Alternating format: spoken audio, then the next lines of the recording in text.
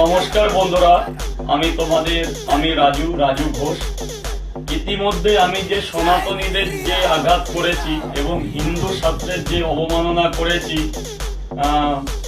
মহাশিব মন্দিরে মাংস খেয়ে সম্পূর্ণ ভুলই আমার।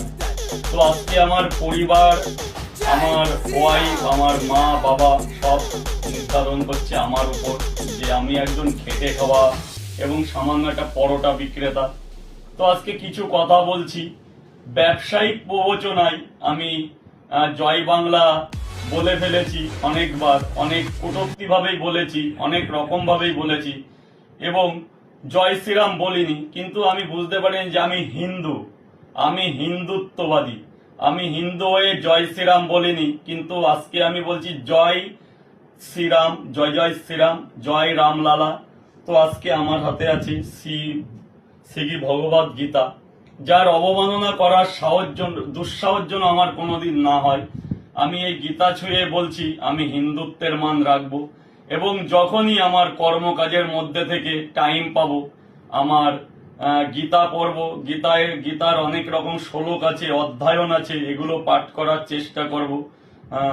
গুরু পরম্পরা যেগুলো আছে, গীতার শ্লোক 37 আছে, নানা রকম শ্লোক আছে, এগুলো আমি আস্তে আস্তে অধ্যয়ন করার চেষ্টা করব এবং এর মধ্যে থেকে আমি আমার হিন্দুত্ব জাগরণকে চেষ্টা করব।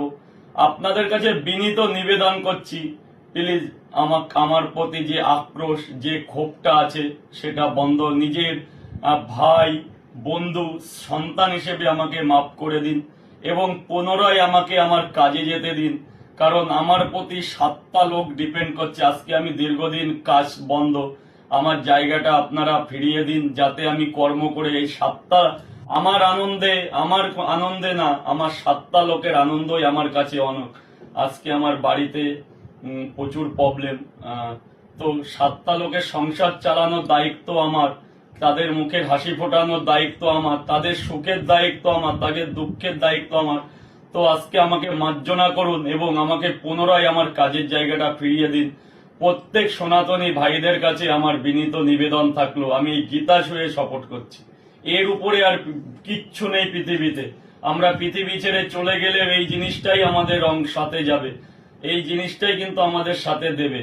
তো আমাকে মার্জনা করুন এবং পুনরায় আমার জায়গাটা ফিরিয়ে দিন।